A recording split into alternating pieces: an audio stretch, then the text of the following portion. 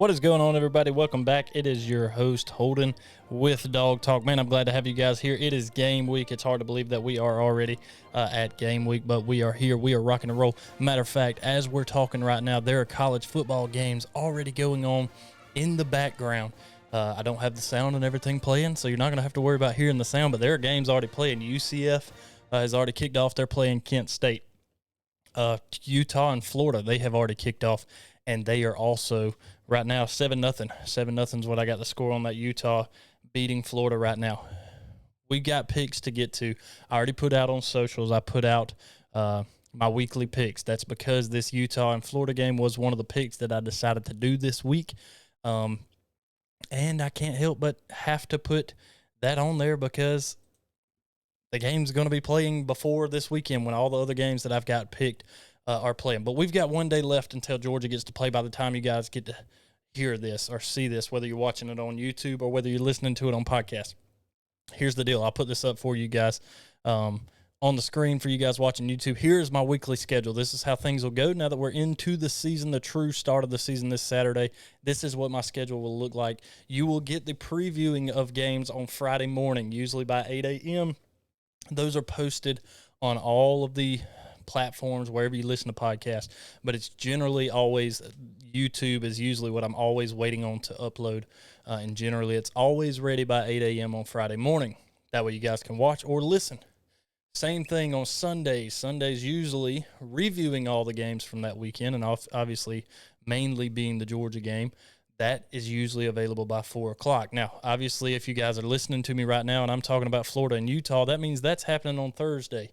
That's the way I do it. I record on Thursday nights, and generally by Friday morning, it is available. Sometimes you will see it show up by midnight, and that's usually how I do it, obviously recording on a Thursday night. Sunday, usually when I get home from church, kind of doing the same thing. While everybody's resting, I'm doing this show, getting everything out to you guys for Sunday. So there's a lot in between that can happen, which gives us plenty to talk about on those Fridays. So make sure you guys tune in there on YouTube or wherever you guys listen to podcasts. I would greatly appreciate it. But that is the schedule. That's what we've got going on for this week. Obviously, this Friday episode is going to be this. We're previewing UT Martin. Like we talked about last week when we were previewing the season, there's not a lot to dive into in this team. Not a lot going on as far as this football team goes. So there's not going to be a ton that we're going to talk about, but nonetheless, that is going to be one of the things we're going to talk about. Obviously, I've just given you guys the update there. At the end of this episode, we're going to do the college football playoff prediction that I've put out for this year. I haven't put it out yet, but by the time this episode airs, I will have that up on all of the socials as well. Speaking of socials, make sure you guys follow us on X. That should be scrolling across the screen at some point in time. Make sure you guys are following us there at DogTalk20. Instagram, the same thing, and YouTube. I'd gladly appreciate it. All right, so the SEC preseason polls that I put out. This was it. This is kind of dating back just a little bit here. This is how you see that it ends up ending. And the way that I got to here, I was trying to see, I thought I may have actually put this up, but I don't think I did. But this is one of the things I wanted to talk about, and evidently I didn't put it up, was the actual ins and outs of their records. And I don't have it on here either. So great job for this being a talking point, not having that pulled up here on the screen for you guys watching on YouTube. But either way, the SEC preseason prediction breakdown, that may have been something I wanted to add later. I will break that down on the review come Sunday, so I will kind of push that, something for you guys to come back and look at. And the way that I kind of got it broken down into the reason these teams fail where they did is, again, I put out that it's not really a bracket, but it's a ranking, and it's true inserting of every game. It's not just you putting a team 10-0. You have to go week by week and actually put on there who is winning these games in all of these matchups, and then obviously the matchup in the SEC championship game as well. But we'll break that down on the Sunday episode since I don't actually have that pulled up on here. The Dawgs, we get a night game. This kickoff is at 6 o'clock against UT Martin. We finally get a night game. Didn't get one last year, and we've got one this year. It's cool that it's opening the season. Anytime you can have a night game, even if it's against nobody in this case, it's fun. It's really fun to be able to see the lights of Sanford and the fun stuff they do. I was looking earlier in UCF. I think they were doing some light show, and the lights didn't come back on when they tried to do it. So hopefully we don't have any of those kind of issues when it comes up for that. So, man, kind of shot out of a cannon here. I'm thinking about this SEC preseason prediction and how I didn't get this uploaded. I'm kind of upset at myself for that. But nonetheless, hey, we'll preview it on Sunday. It's no big deal. And it's not really previewing as much as it's breaking down the reasoning why I think these teams end the way they do. And a lot of that is, all of the talking heads that I've been seeing so far, even as far as the week 0 games on the College Football Network or on College Football Game Day, was everybody picked Alabama to win the SEC championship. And that's part of the reason I want to break this down is because I just don't think they're going to be that good this year. I think LSU is going to be good. I think Tennessee is still going to be good. And I actually have South Carolina being pretty good, which I could see that actually not playing out that way. But some of just the talk as far as other games before we get into this, Florida playing tonight, Cam Rising, Utah's quarterback, is not playing, so that could make a difference in this game. We'll talk about that kind of once we get down into the picks. But, hey, Dawgs get a night game, 6 o'clock Saturday. It's going to be fun against UT Martin. Make sure you guys have a way to be able to stream that game because, obviously, it is not on any kind of a cable networking channel. So, ESPN Plus, SEC Network Plus. I do believe that if you have, SEC Network on your cable channel, if you guys keep cable, I do. I've got Dish. So if you have that, you still have the ability to stream it for free.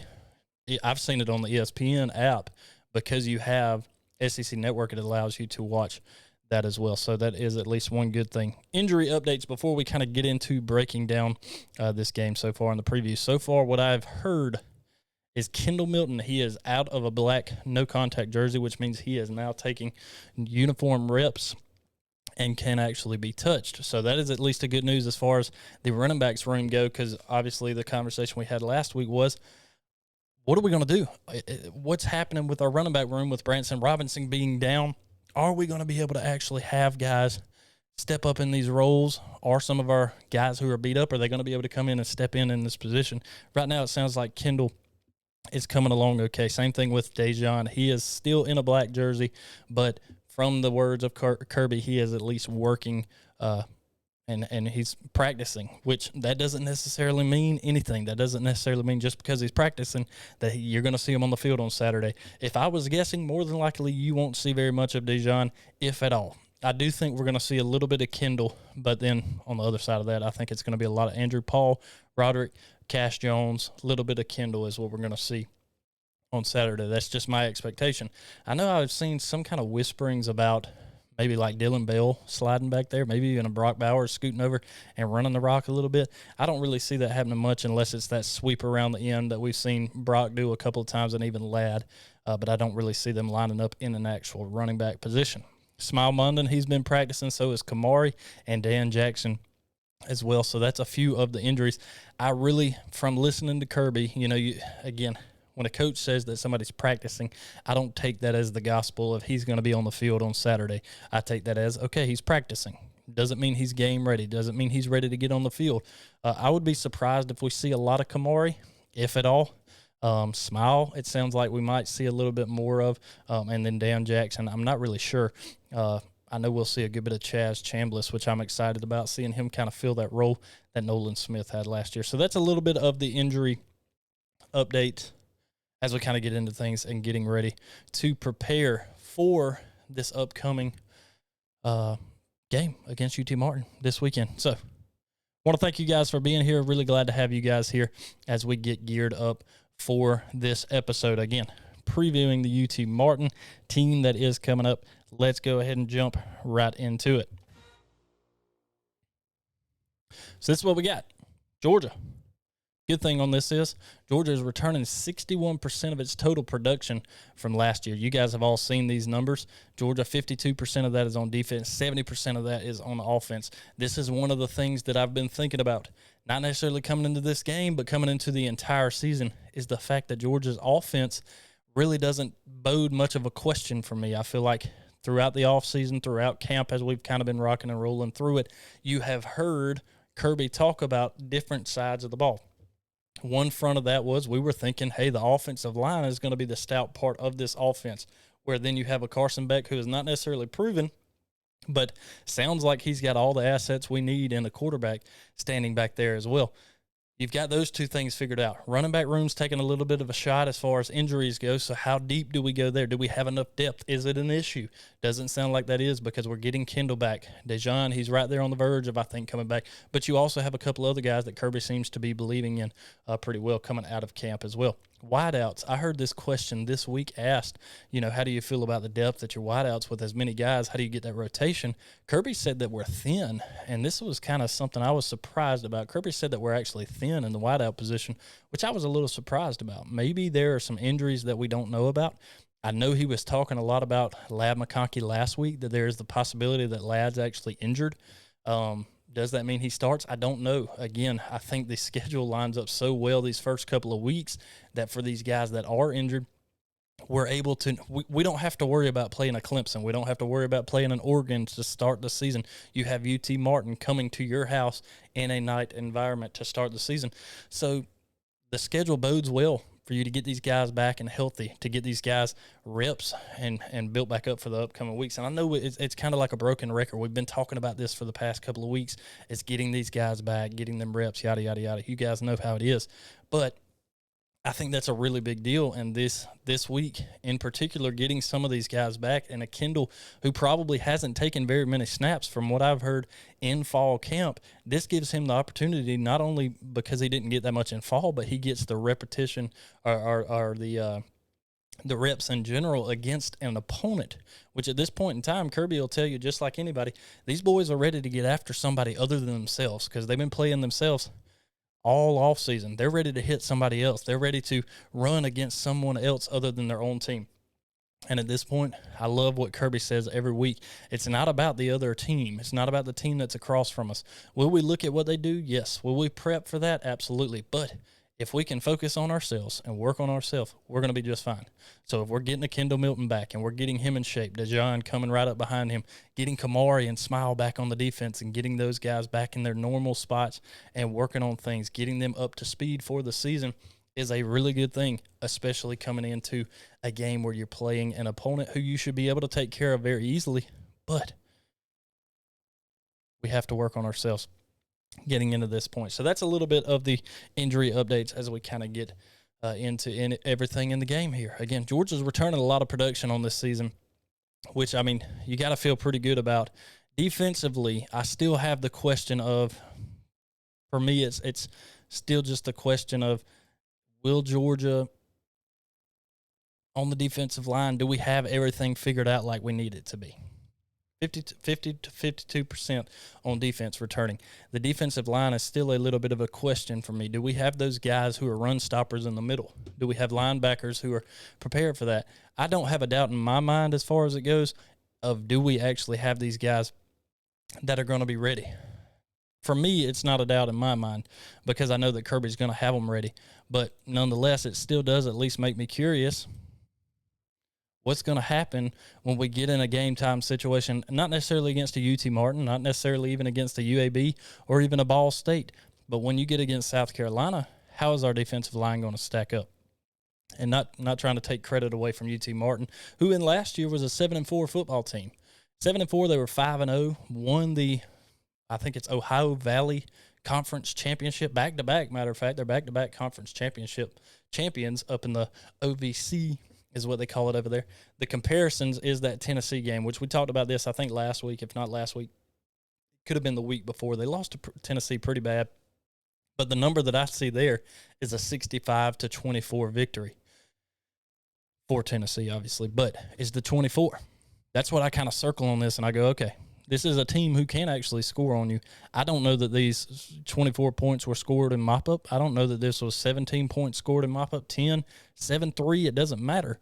24 points is what I see on the defensive side of the ball for Tennessee. Now, that's talking about Tennessee, because this isn't necessarily Tennessee that we're worrying about right here this week. We're worrying about UT Martin, but I still like to look at the comparisons in teams that we play, how we played some of these teams last year, how they are stacking up against those teams. And again, I know it's last year. It's hard to compare what's going on last year, but when you're coming into the season, all you compare everything to is what happened last year. That's the comparisons that you make. You also kind of make some of the adjustments to that based on the team that you have in place. A lot of that is quarterback play. What is the quarterback play going to look like? Obviously, Stetson Bennett's not here. We have Carson Beck. What is that going to look like going up against a UT Martin team who defensively is going to give you pretty much everything that you want, especially on a Georgia team who should overpower UT Martin in a pretty big way. But nonetheless, defensively, I want to see us be able to stop somebody. The past 2 years have been very, very good defensively for Georgia, and I just kind of want to continue to see that thriving for Georgia, because one thing that we haven't seen from Georgia in years past, at least over the last 3 years, is a team who's given a lot up on the ground, is a team who, is worried about a team running on them. I don't really see UT Martin throwing the ball all over the place on Georgia, but you do have to be prepared for pretty much anything coming into this one. Defensively, Georgia's just not bringing as much back as offense, but it's UT Martin. Should be okay this first week of the season, and should be okay the second week of the season. Really, the third week of the season is where I want to kind of see things start to turn around for Georgia. But coming into this game, let's look at the keys to the week, at least the keys to the game that we have pulled up here. Here we go. Offensively, these are mainly just some things that I kind of want to see in that as far as the keys to the week go. This is what it is right here. Offensively, let's see. I want to see us run the rock. If we're going to talk about the depth, this should be the great opportunity to be able to get in here, run the ball heavily against this UT Martin team. Get your running backs, whether it's going to be, Andrew Paul, whether it's Cash Jones, whoever it is that's back there, even if it's getting a Kendall Milton back and starting to build his reps up from not really getting them in the fall camp. Let's run the rock. Run the rock. Let's see how successful we can be on that. Carson Beck, I put him in here as far as a key to the game, because I think Carson is going to be a key to the game in this one. I don't expect to see a lot of the starters in this game very long, much more, I really don't expect to see them much more than the first half. I think once we come back out in the third quarter, you may see a little bit more of Carson Beck. A lot of it's going to depend on the score, but you may see some more of them just to get reps. You might see him all the way to the fourth quarter. I'm not really sure, but I think he's still a key to the game. I think this is a good opportunity for him to be able to come in and get loose against a team who he should be able to really dominate in all facets of his game. And he's so smart. That is the last one of it, is playing smart. We don't want turnovers in this game. We don't want stupid mistakes, making a bunch of penalties that we are not disciplined coming into this game. It's just playing smart football on the offensive side of the ball, not turning it over. Same thing with special teams, which is not one of the categories here for the keys to the game, but is playing smart. Let's not drop the ball. Let's not turn the ball over, and let's not make stupid penalties there on the offensive side of the ball. Let's go over to the defensive side of the ball. I've got on here creating depth. For me, this is, hey, let's get some of these young guys in and create that depth. Let's have meaningful snaps for some of the younger guys who are, behind the scenes and who have been working all fall camp and working all off season to get into this position. Let these starters get some good work in, get the workout in that you want them to have, especially against other competition that's not themselves, because they're ready to do that. But then creating depth within your defense and just knowing, hey, solidly, anybody who's in Kamari's position, if he's not out there, we're creating depth by getting these guys meaningful reps. Then havoc rate, I think it's always going to be a defensive key to the game. Let's get some turnovers. Let's see this defense really wreak havoc on the offense of UT Martin, whether it's affecting the quarterback, interceptions, fumbles, whatever it is. Let's wreak some havoc on them and keep that havoc rate high. And then communicating, when you get some of these younger guys in here, again, you're returning 52% of that defense here. Communication is key on defense, especially, making checks, reading what the offense is lining up against you there. It's just communicating and getting this team. Kirby has told you this, and he says it in his presser pretty much every week. The team that is here now is not a team who won a national championship last year. Are there players on this team that won one last year? Yes, but this is a different football team from last year. It is a much different football team from 2 years ago. So even though it's a back-to-back national champion team, this team that's on the field this year going for the three-peat has nothing to do with the previous two national championships. They have to be able to win all the games that are on their schedule, and it starts with communication on this defense, learning the schemes of this defense, figuring all of these things out. We talked about this last year. How much of a drop-off is Georgia's defense going to have after the record-setting year 2 years ago on defense for the guys who were drafted? Turns out we were okay. Well, we drafted a lot of guys last season too, And I'm going to beg to ask the same question. How much of a drop-off is there going to be? I have no doubt in my mind there are still studs on this team. There are still dudes on this team who are really, really good football players.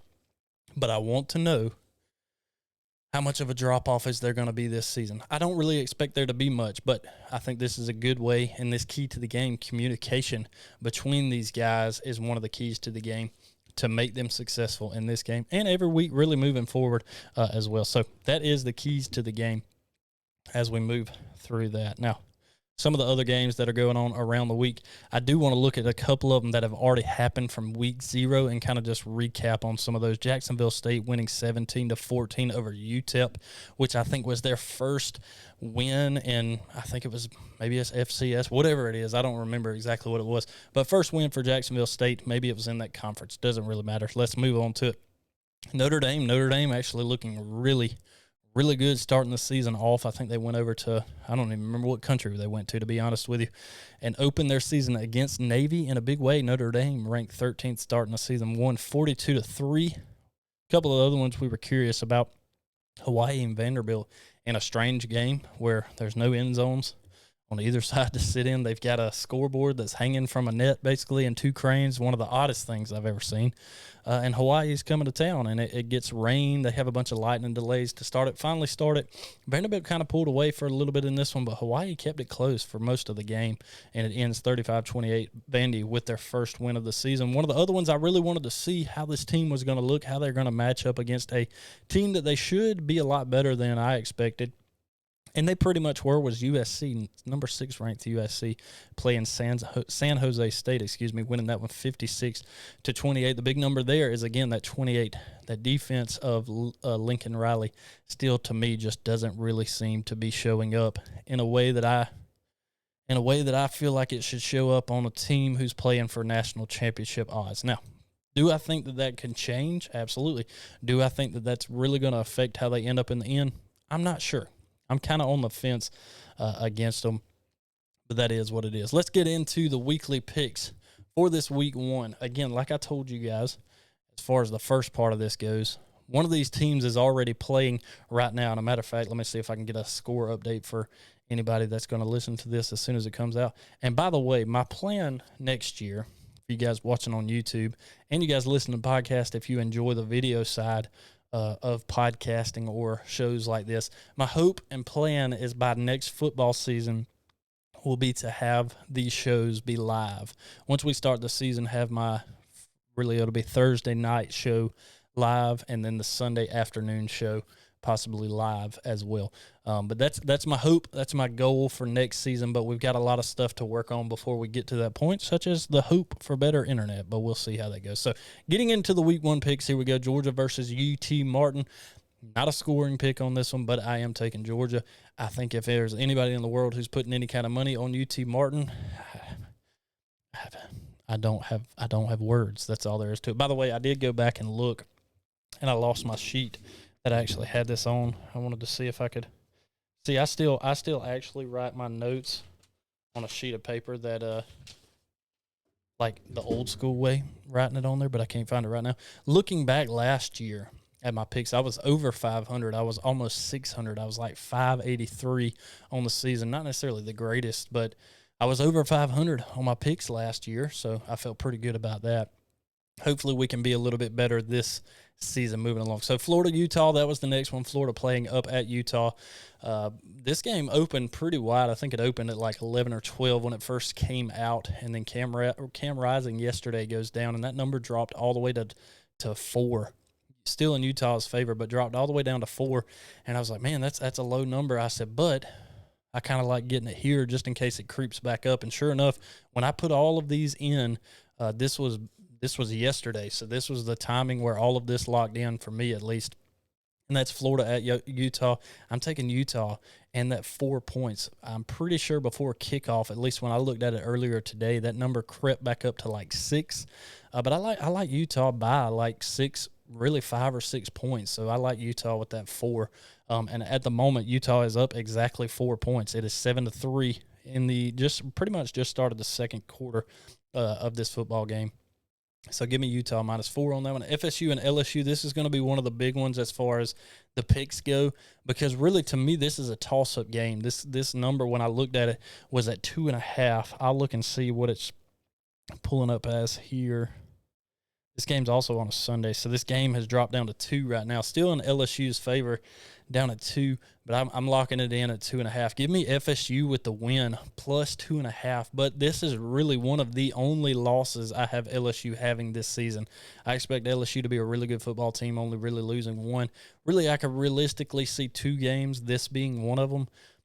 LSU was a really good football team last year, and in this game last year, LSU should have won it. They really kicked themselves in the foot more often than not, and that's the reason they lost this game. They only lost it by 1, but I've got some pretty high expectations for FSU this year. When I first started looking at it, I was like, 10-2 team, I could see that happening, and I still believe in that, but I've kind of got some higher expectations for that that we'll get to shortly. But give me FSU +2.5. I can see FSU winning this one by a field goal.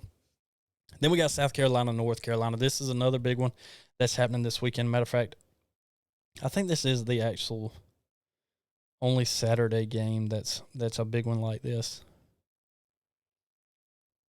I don't think it's on Monday. Yeah, it's on Saturday. So it's still the same thing. It's still North Carolina by 2.5 on this one. And the Duke's Mayo Classic, 7:30 on ABC. And I'm doing the same thing. I'm taking the underdog in this one. Give me South Carolina. I think South Carolina is going to come off of the end of last season kind of on fire. And the biggest thing in this, the biggest question for South Carolina, how can Spencer Rattler play in these games? And to me, if he comes out with his hair on fire like he did at the end of the last season, he could be in Heisman conversation. And he's going up against a very big Heisman candidate in himself, and Drake May in North Carolina. But I think South Carolina comes into this game with some juice. So give me South Carolina. I'll take South Carolina winning it by 2.5. So give me that +2.5. I could see them winning that one by a field goal as well. So this is how I line up. If you guys aren't watching on YouTube, give me Georgia over UT Martin. Give me Utah over Florida, and laying the points -4 at the time that I saw it. FSU and LSU, give me FSU +2.5. South Carolina, North Carolina, give me South Carolina +2.5 on it as well. So that's what I've got. Now, some of the other big games that are coming up this week as we kind of look into it here.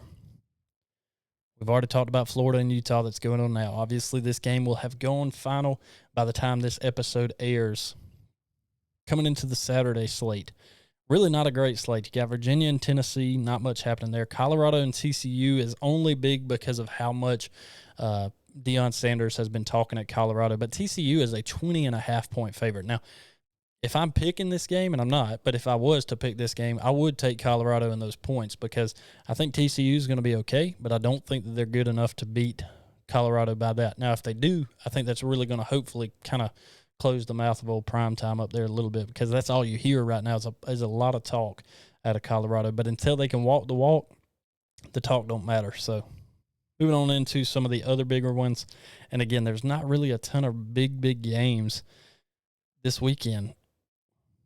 I mean, really looking at some of these, it's like, man, this is a kind of a wasted opening week. West Virginia, Penn State, I think in normal years that'd be pretty good, but West Virginia is not all that great this year. We've talked about North Carolina, South Carolina playing there in Charlotte.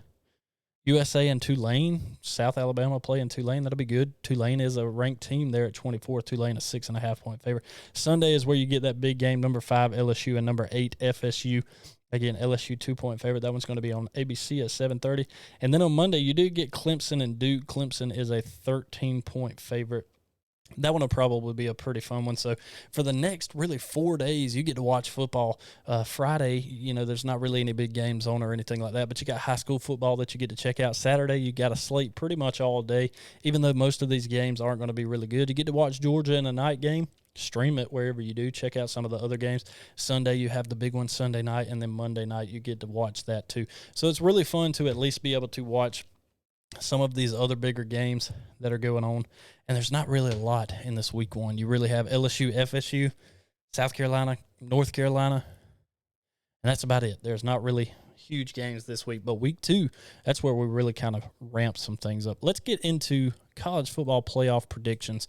And this year, what I decided to do, in years past, I've kind of just revealed one by one in it. This year, I'm going to put the whole thing up, and I'm going to tweet this out basically the same exact time that I put this episode out. And I'm going to break this down. There are two teams who I realistically see playing in the national championship that I think pretty much everybody has in that same spot. The two teams that I have below them really is a toss-up. When I started looking and going, okay, I decided let me break this down by conference. So I did the SEC, which is something that we're going to break back down on the Sunday episode because I forgot it. But did the SEC. I get Georgia is an undefeated team. Tennessee is a one-loss team underneath them. LSU is a one-loss team across, but losing to Georgia in the SEC championship, giving them 2 losses, more than likely taking them out of contention. But then if you have a one-loss Tennessee that's below that, where do they fit into this picture? All right, so now I go to the Pac-12. I kind of do some number crunching there. I've got 1, possibly 2 teams that come out of that with either 1 or no losses. One of them I'm pretty sure I gave 1 loss, but nonetheless, 1 loss doesn't necessarily negate you from this. Here's where I started running into the problem. I go to the Big Ten, and I run these same numbers. All of a sudden, I have the possibility of 2 to 3 teams having just 1 loss there, one of which would end up having another loss because of losing in that Big Ten championship game. Then I go to the ACC, 2 teams that I think are going to be at the top of the ACC. Really, there's 3 kind of floating around up there.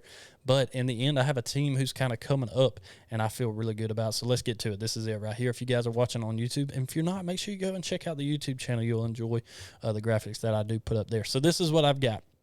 I've got Georgia at 1. I think Georgia goes undefeated. I think Georgia wins the SEC championship. Again, you're not going to get tested until late into the season. That SEC championship can be a good one, but I feel like Georgia still has the dogs, no pun intended, actually full pun intended. I feel like Georgia still got the dogs to get there and do it. Who are they going to play against? I've got at that 4 spot USC. I think USC is going to have a 1 loss on the season, kind of putting them in that spot, but they do actually get over some of these bigger games, that they have to get over to get to this spot. So give me USC in the 4 spot. The number 2 spot, I have Michigan. I don't care if Jim Harbaugh has all this going on with selling a cheeseburger, which it's much deeper than that for you guys who keep just saying it's all about selling a cheeseburger. It's a good bit deeper than that, but me and Hunter were talking about this, and me and some other people have talked about it as well. It's hard to pick Michigan because they get to these big games and they don't win them. They don't. Jim Harbaugh gets to these big games and he doesn't win them. It's taken him since the last 2 years to finally get over the hump that is Ohio State, and he's done it in back-to-back years, so give him credit for that. But it's like I was telling these guys when we were talking about it. Georgia was in the same position. 2 years ago, Georgia was in a position that 2017 couldn't get over the hump. 2018, Georgia couldn't get over the hump. 2019, it just keeps going down that track. Georgia can't get over the hump since 2012. Cannot get over the hump. Eventually, it has to happen. You eventually have to win the big game and get over the hump. And I think this is the year that Michigan gets over the hump. And these are the 2 teams. Let me move on to number 3, and we'll come back to it. Number 3, I've got FSU. I think FSU is going to be really good. Again, either at 11-1 or 10-2 team. I'd be surprised if they go completely undefeated, but I could see them 11-1 and beating Clemson in a championship game to be your ACC champion that carries the team. And I would like this, a Big Ten, an ACC, a Pac-12, and an SEC 4 conference for the last time that this is going to happen with these teams before realignment happens. This is where you get this 4-way matchup, leaving the Big 12 out, which is hard to do because if I did my 5 and 6, my first 2 teams out, I do have probably a Tennessee sitting right on the outside, and I also have a Texas, I think that's going to be sitting right on the outside. And I think Texas is going to be really good this year. I think Texas wins the Big 12, but I think they have 1 or 2 random losses in there that kind of keeps them right on the outside looking in. Even if they're a one-loss team, the hard part is if you win the Big 12 and you have an undefeated Georgia who wins the SEC, an undefeated Michigan who wins the Big 10, and then you have a 1-loss USC who wins the Pac-12, a 1-loss FSU who wins the ACC. All of a sudden, you have a 1-loss Texas who won the Big 12. That's when it's going to come down to scheduling. How does it line up? How do you match up against one another? How do you put who where? That's the good thing about the expansion next year is this is going to change that. So when you get these good teams that are there, it negates itself and they make it in anyway. So that's one good thing about that's going to happen next year, but this year it doesn't. This is never going to happen. This is my prediction on it, but I've never seen a prediction come out perfectly like this, especially when it has 4 different conferences and not having at least 2 represent. Here over the past 3 years, that's what's happened. You've had 2 teams from one conference at least get in, whether it be the SEC last year being the Big Ten. So I'm curious. I'm curious to see if that's going to happen, or if we're going to have a season where you truly have 4 different conferences for the last time before these conferences really start to break apart, really before the Big 12 or the Pac-12 ceases to exist. I think this would be really cool to see this happen. And I don't have a pick on the national championship game. Again, I think it's really hard for a team to back it. Again, it hasn't happened since the 30s. I think Michigan's eventually got to get over the hump. I will say this. I feel confident in the fact that Georgia can do it. 100%. I feel confident in the fact that I think Michigan can do it too, because they eventually have to get over that hump. But I will say this as far as on behalf of Michigan goes. If there is a year that Michigan's going to do it, it's got to be this year. I said this same thing about Georgia in 2017, and they didn't do it. And they got back to that place. But it took them 3 to 4 years before they got back to that place to be able to do it. This is a team in Michigan who I feel like is the most talented Michigan team there has been to be put on the field in the last 5 years. Last year was a good team. The year before that was a good team. But I think this team they have this year is better than those 2 teams over the past couple of years. So that's why I have them in that 2 spot. And if this is the matchup you get at the end of the season, if you get a number 1 Georgia undefeated in all aspects, conference winning champion, you get an undefeated Michigan in all aspects, undefeated through the season, Big Ten champion, you're talking about a clash of all clashes when it comes to a national championship. So that is my preseason prediction on it. Georgia 1, Michigan 2, FSU 3, and USC in the 4th spot. USC was probably the toughest one put in there, because I just don't think they have enough defense to get 100% to this. But when I look at some of the others, I'm like, yeah, they've eventually got to win a good one too. And I think Lincoln Riley finds himself back in a position to be able to win, or at least try to play for a national championship. I don't know if that means he's actually going to do anything with it. Again, will he actually play well enough to get here? We're going to see. Will he play well enough when he gets there? Hasn't proved it yet, but like I say, everybody eventually has to get over the hump. So that's what we've got.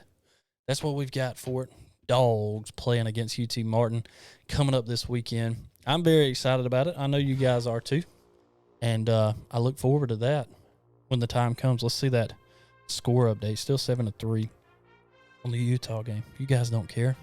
This game is over by the time you're listening or watching this. So we'll get out of here as well. Man, I'm fired up about it again. Dawgs get the night game in the Sanford Lights coming up on Saturday, 6 o'clock against UT Martin. Make sure you guys follow us on X, formerly known as Twitter, Instagram, at DawgTalk20. Search us up on YouTube there as well. Also have a Facebook page.